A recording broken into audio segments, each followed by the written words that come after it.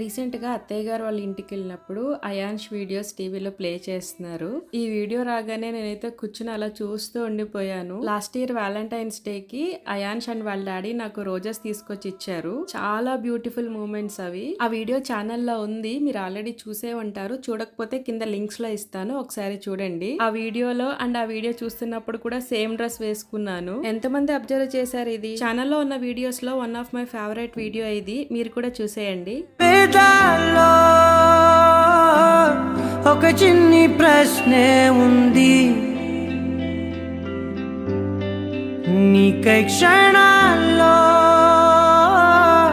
పడిపోని మనసే ఏది?